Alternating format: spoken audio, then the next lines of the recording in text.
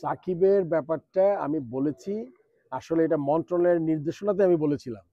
মন্ত্রণালয় যখন বলেছে, কিন্তু আমার আগে কিন্তু অ্যানাউন্স করেছিল আমাদের যে স্পোর্টস অ্যাডভাইজার আছেন, সে বলছেন সাকিব খেলবে, দেখবে, গভর্নমেন্ট তার যে ব্যাপারটা সমস্যাটা দেখবে। এটা সবই দেশের বাইরে, সেক্ষেত্রে এখন এটা খুব ভ্যালিড একটা কোয়েশ্চেন।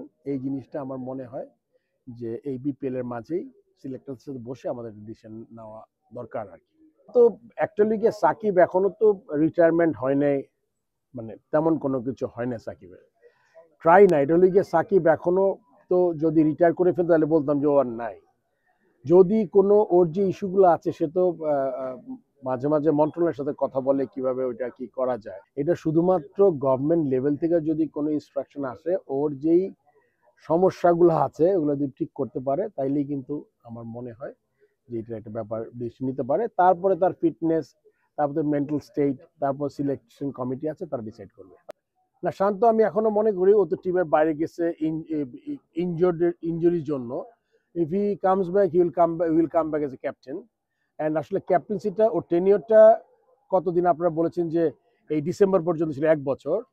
সো ওই ব্যাপারে আমরা আরেকজন ক্যাপ্টেন চিন্তা করছি যে ওই জায়গায়, যদিও টি-20 এখন বেশ দূরে আছে, আরো প্রায় 6 মাস পরে মনে টি-20। সো ওইটা আসলে এই মুহূর্তে আমার একদম মানে এই মুহূর্তের ইস্যু না আর কি। So we can wait for that. Captaincy the additional, যেহেতু রান করছিল না ওয়ান ডেতে, ক্যাপ্টেন্সি দিলে অ্যাডিশনাল ইয়েতে একটা রান ফর্মে ফিরে আসতে পারে। বাট ফর্মে ফিরে না আসলেও অ্যাজ এ ক্যাপ্টেন সে খুব ভালো ক্যাপ্টেন্সি করেছে। লেভেলের যেই দেশগুলোতে আপনার টিকেট হয় ওইরকমই প্রত্যেকটা টিকেটে কিউআর কোড 2টা প্লাস একটা ভিডিএস সিস্টেম বলে ওইটা আছে। এটাতে কেউ 2বার নকলও করতে পারবে না, হ্যাক করতে পারবে না, 2বার ঢুকতে পারবে না।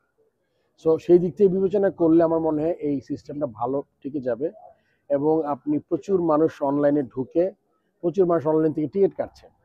আপনি অনলাইনে টিকিট প্রত্যেকটা ম্যাচে মোটামুটি 35%-এর মধ্যে 90%, 35% মানে দেওয়া হয়ে যেটা অনলাইন, ওইটার প্রায় সিংহভাগই বিক্রি হয়ে গেছে। তো সেদিকে বিবেচনা করলে আমার মনে হয় মানুষ আস্তে আস্তে অনলাইনে ঢুকছে। কেন আপনি ধরেন আপনি বিদেশে আছেন, আপনি বললেন যে বিপিএল ওই ম্যাচটা দেখবো, যদি আমরা এরপরে আরো 5 দিন 7 দিন আগে ছেড়ে দিতে পারি।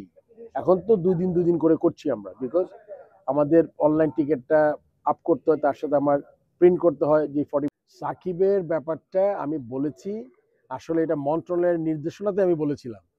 মন্ত্রণালয় যখন বলেছে, কিন্তু আমার আগে কিন্তু অ্যানাউন্স করেছিল আমাদের যে স্পোর্টস অ্যাডভাইজার আছেন, সে বলছেন সাকিব খেলবে, দেখবে, গভর্নমেন্ট তার যে ব্যাপারটা সমস্যাটা দেখবে। তো অ্যাকচুয়ালি গিয়ে সাকিব এখনো তো রিটায়ারমেন্ট হয় নাই, মানে তেমন কোনো কিছু হয় না সাকিবের। ট্রাই না, এটা হলে গিয়ে সাকিব এখনো তো যদি রিটায়ার করে ফেলতো তাহলে বলতাম যে ও আর নাই। যদি কোনো ওর যে ইস্যুগুলো আছে সে তো মাঝে মাঝে মন্ত্রণালয়ের সাথে কথা বলে কিভাবে ওইটা কি করা যায়।